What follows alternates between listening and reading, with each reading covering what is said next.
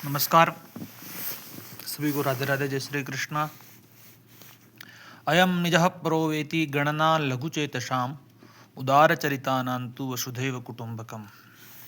आज हम बात करेंगे मेष लग्न के अष्टम भाव में बुध की स्थिति का, कि मेष लग्न हो और अष्टम भाव में बुध, वृश्चिक राशि जो कि मंगल के राशि है, मंगल के अधीनस्थ होता है अष्टम भाव मेष लग्न में। लग्नेश स्वयं मंगल भी है इसी भाव में। तो आज हम बात कर रहे हैं मेष लग्न के अष्टम भाव में बुध का फल। वीडियो में प्रवेश करने से पहले मैं आपको इसके फल कहूँ उससे पहले, यदि आप मेरे YouTube चैनल पर नए हैं तो सब्सक्राइब अवश्य कीजिएगा और वीडियो को लाइक और शेयर अवश्य कीजिएगा यदि आपको अच्छा लगे तो, अन्यथा आवश्यकता नहीं है। ये ज्योतिष प्रेमियों के लिए ही ये वीडियो मैं बना रहा हूँ। जो ज्योतिष में थोड़ा विश्वास करते हैं या ज्योतिष को विज्ञान मानते हैं, उनके लिए ही यह वीडियो है। तो बात कर रहे थे अष्टम भाव में बुध का फल, मेष लग्न। अष्टम भाव को त्रिक भाव की संज्ञा दी गई है ज्योतिष शास्त्र में। आयु का भाव है, गुप्त भाव है, और मेष लग्न है, लग्नेश मंगल है। यहाँ पर बुध तृतीयेश और षष्ठेश है। त्रिषणाय पति बनते पतः त्रिषणायानाम यदि फाफल प्रदा। फाफल प्रद है, बुध के शत्रु ग्रह है। महर्षि पराशर जी भी कहते हैं मंद सौम्य सिता पापा शुभो श्री दिवाकरो। मंद सौम्य, सौम्य का अर्थ होता बुध, तो ये पापी ग्रह माना गया है। और बुध यहाँ पर तृतीयेश है, तीसरा भाव का स्वामी तृतीयेश।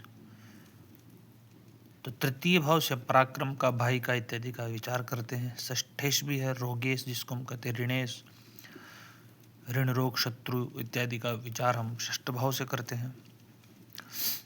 तो यहाँ पर इसके फलों में काफी विरोधाभास मिलेगा। कौन तो विपरीत राजयोग का भी निर्माण करता है बुध, क्योंकि षष्ठेश होकर के त्रिक भाव का स्वामी त्रिक भाव में बैठे रहता है, तो बड़ा विरोधाभासी भी है। जैसा कि हम सभी समझ सकते हैं, बहुत संक्षिप्त तरीके से अपन इसको बैठ करके समझेंगे। बुद्ध की क्या प्रवृत्ति है। बुद्ध बुद्धि का कारक है, विचार का कारक है, सोच का कारक है। अष्टम भाव भी गुप्त ज्ञान का कारक है, गूढ़ रहस्य का भाव है। रंध्र कहते हैं, रंध्र की संज्ञा दी गई अष्टम भाव को। रंध्र का मतलब होता है छिद्र। लेकिन षष्ठेश का अष्टम भाव में बैठे रहना विपरीत राजयोग की स्थिति बना देता है। इससे जातक को विपरीत राजयोग का अर्थ क्या होता है, पहले तो मैं ये आपको बता दूं। विपरीत राजयोग का मतलब होता है कि जब व्यक्ति आशाहीन हो जाता है, सभी दिशाओं से उसको निराशा मिल जाती है, कहीं से कुछ उसको दिख नहीं रहा है कि क्या होगा अब आगे, तब कोई एक ऐसी घटना उसके जीवन में घटित हो जाती है कि फिर क्या चाहिए, बल्ले बल्ले हो जाना। मतलब कि बहुत तड़पा करके फिर उसको भूख लग रही है, बहुत भूख लगी, बुभुक्षा बहुत अत्यधिक है, कहीं पर भी अन्न नहीं देता है। फिर ऐसे समय फल उसके हाथ में लगता है, मिष्ट पका हुआ फल, तब क्या तृप्ति मिलती उस व्यक्ति को। यह विपरीत राजयोग। विपरीत राजयोग त्रिक भाव के स्वामी त्रिक भाव में बैठे रहने पर ही बनता है। यानी कि जो कुंडली के खराब भाव है, वहां के स्वामी खराब भाव में ही बैठे रहे। अब ये सोच लिए कि शत्रु षष्ठ भाव से विचार करते तो शत्रु ही नाश हो रहे, तो क्या है, ऋण है तो ऋण ही का नाश हो रहा, तो फिर और क्या चाहिए। खर्चे का स्वामी अगर त्रिक भाव में बैठता, खर्चे का स्वामी खर्चे उसको ही नाश कर रहा, खर्चे कोई, तो फिर क्या चाहिए। इसलिए इसको विपरीत राजयोग कहते हैं। तो इससे होता क्या है, इससे जातक को अचानक धन लाभ होता है, कहीं वसीयत मिल जाती है, कुछ ऐसा उसको अकस्मात कुछ चीज मिल जाती है जिससे वह सफलता प्राप्त कर लेता है। ऐसे व्यक्ति बहुत जिज्ञासु प्रवृत्ति के रहते हैं। एस्ट्रोलॉजी, रिसर्च, ये जो आकाशीय घटनाएं हैं, इन पर रिसर्च करने वाले, तंत्र मंत्र से जुड़े हुए, तो यह स्थिति उत्पन्न कर देती है तृतीय भाव के स्वामी और षष्ठ भाव के स्वामी होकर के बुध आपके बैठे हैं अष्टम भाव में। तो जीवन में उतार चढ़ाव बड़े देखने को मिलेंगे। कीर्ति भंग को भी कहते हैं, है ना। तो गुप्त शत्रुओं से बाधा स्थिति, गुप्त शत्रु ज्यादा रहते हैं, प्रकट शत्रु कम रहते हैं। बहुविवाह के योग भी बना देता, बहुविवाह तो नहीं, दो विवाह द्विभार्या योग भी बना देता है ये छुपा, इसको कहते हैं ना छुपा तवाई का फंदा, ऐसे जातकों की लक्षण रहते हैं। कुल मिलाकर के इस जातक का जीवन बड़ी जटिलताओं से भरा रहता है। अष्टम भाव और बुध तृतीय भाव का स्वामी अपने से, तृतीय भाव का स्वामी अपने से षष्ठ भाव में जा रहा है, तो भाइयों का स्वास्थ्य परेशानीदायक रहेगा,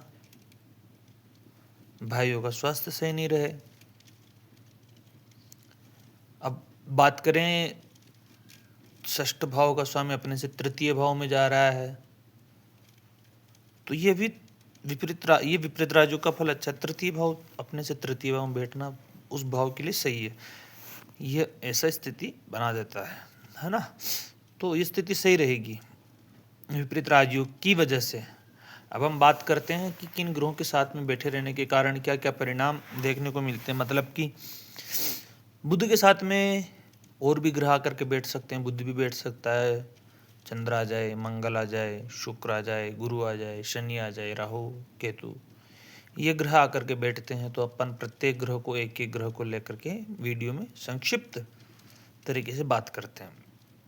यदि सूर्य आकर के बैठते हैं वृश्चिक राशि में, मित्र राशि रहेगी, पंचमेश का अष्टम भाव में बैठे रहना संतान पक्ष के लिए थोड़ा चिंताजनक है।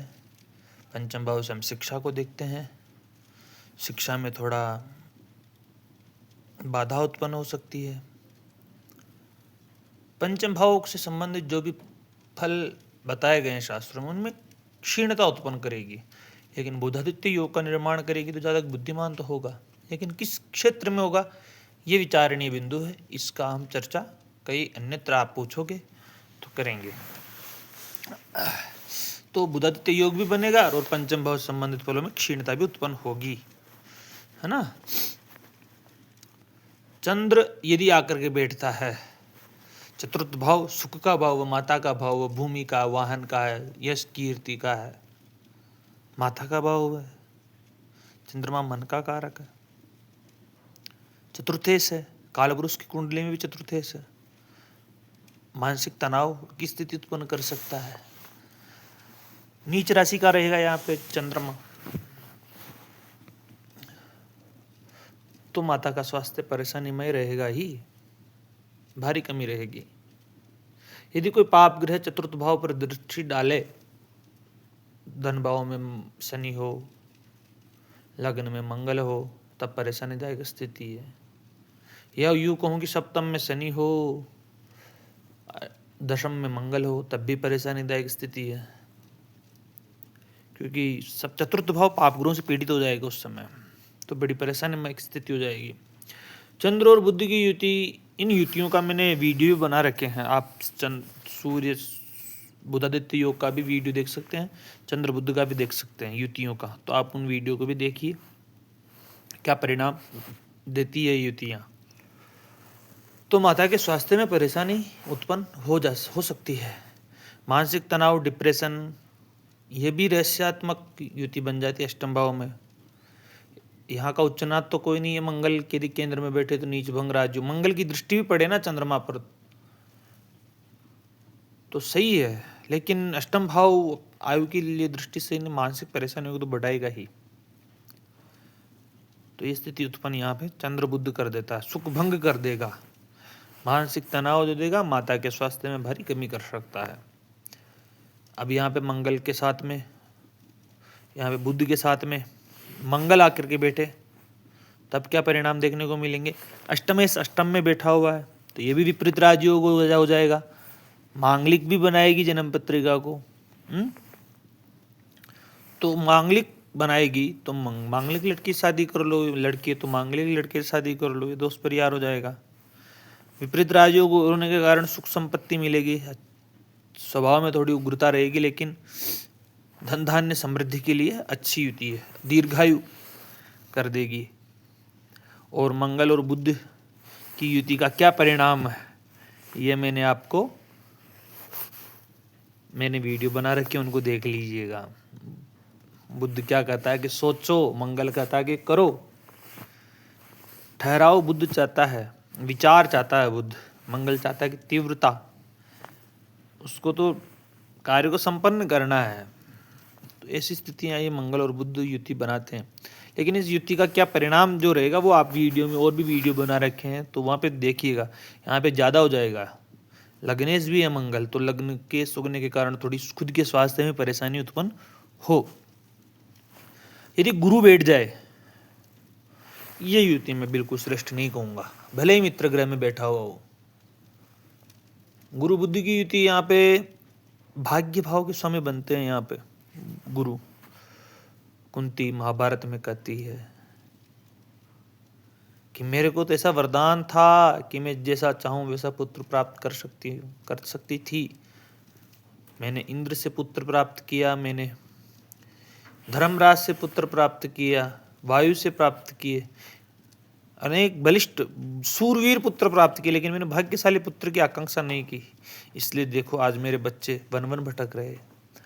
तो संसार वालों, भाग्यवंतम प्रसूयेता महासूरान माच पंडितान सूरांश कृत विद्यांश वने सीदंति मत सुताः।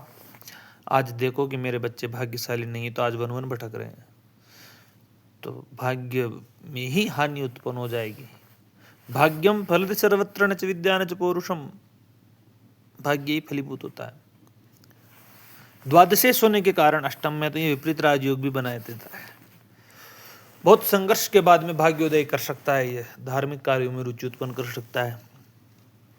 मैं दृष्टियों को मैं भी विचार नहीं कर रहा हूँ, दृष्टियों का विचार भी किया जा सकता है इनकी, लेकिन जब विशेष गुरु की बात करेंगे तब अपन इन विषयों पर बात करेंगे। इनकी दृष्टियाँ क्या रहेगी, गुरु की दृष्टि व्यभाव पर जाती, धन भाव पर, चतुर्थ भाव में, तो दृष्टियाँ का वीडियो बहुत बड़े हो जाते हैं इससे। तो ये स्थिति उत्पन्न कर सकती है यदि बुद्धि के साथ में शुक्र हो। धनेश का अष्टम भाव में बैठना, किसी भी भाव का अष्टम भाव में बैठे रहना उस भाव के लिए हानिकारक है, लेकिन अपने भाव को देखेगा तो धन हानि भी करता है, धन वृद्धि भी करता है, दोनों। पत्नी का कारक है, सप्तम भाव का स्वामी बनता तो विवाह में परेशानियां उत्पन्न करेगा, वैवाहिक सुख में देरी, आर्थिक उतार चढ़ाव, क्योंकि धनेश अष्टम भाव में जा रहा है, सप्तम से व्यापार में परेशानियां, विलंबता का सूचक है। आगे देखें अपन तो शनि के साथ में बुध बैठे, शनि यहाँ पे दसवें से लाभेश है, दसम भाव का स्वामी अष्टम भाव में बैठे राजभंग कर देगा। अपने से लाभ भाव में बैठा हुआ है, मंगल की राशि शत्रु राशि में बैठा, अपने भाव को देख रहा है, वो बात अलग है, भाव की वृद्धि कर देगा, दशम भाव की।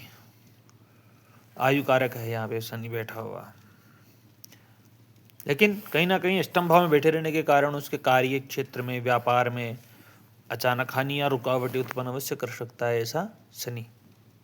धन भाव को भी देखता, पंचम भाव को भी देखता, संतान पक्ष में थोड़ी व्यवधान, धन की थोड़ी हानि, थोड़ी तो क्या हानि तो करता है ना, लेकिन ऑलमोस्ट फल थोड़ा सही नहीं है शनि और बुध की। और शनि और बुध की युति का क्या परिणाम है, ये वीडियो आप युति जो वीडियो बनाऊंगा उनमें आप देख सकते हैं, है ना।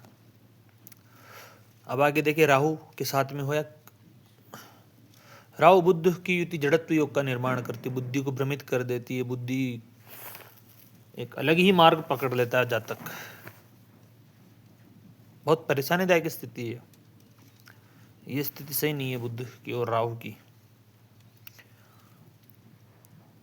आलसी बना देती है व्यक्ति को, पढ़ने में मन नहीं लगता है, विचारों में उत्सृंखलता झलकने लग जाती है, किसी से भी जल्दी से वैचारिक तालमेल नहीं बैठा पाना, चर्म रोग हो जाना इत्यादि का संकेतक है। केतु आध्यात्मिक है, तो बुद्धि को आध्यात्म में ले जाए, वैराग्य की ओर ले जाए, आकस्मिक दुर्घटना भी करा सकता है। तो ये युतियों का हमने देखा है। तो अष्टम भाव में बुध के दोषों को कम करने के लिए आपको कुछ रेमेडीज में बताऊंगा। गणपति की उपासना करें, बढ़िया है। ध्रुव अर्पित करें गणपति को। बुद्धि और वाणी, वाणी का कारक भी है तो वाणी अच्छी रहेगी, है ना। बुध, मिट्टी के बर्तन या शहद, है ना, क्योंकि अष्टम भाव का स्वामी मंगल। तो बुद्ध के और इसमें तालमेल बैठाने के लिए आप इनके जप करवा सकते हैं, है ना। चांदी का छल्ला धारण कर सकते, चंद्रमा को अच्छा रखने के लिए, स्थिर रखने के लिए, है ना। बुद्ध की चंचलता को नियंत्रण करने के लिए। वाणी अच्छी बोलिए, वाणी को समझ करके बोलिए। अक्सर अपने ही लोग धोखा दे सकते हैं, ऐसी स्थिति भी उत्पन्न कर देता है बुद्ध यहाँ पे, ठीक है। तो ये अपन ने वीडियो बनाया छोटा सा, आपको अच्छा लगे तो लाइक कीजिएगा, पसंद कीजिएगा और शेयर कीजिएगा। धन्यवाद आप सभी को। और ऐसे वीडियो देखने के लिए हमारे चैनल को सब्सक्राइब अवश्य ही कीजिएगा, तभी जाकर के मनोबल भी बनता है। और वैसे मनोबल की कोई आवश्यकता नहीं है, मनोबल बना हुआ ही है। समय मिलता है वैसे वीडियो बनाएंगे हम। और यदि आपको देखने की आकांक्षा हो, इच्छा हो तो देखिएगा। धन्यवाद।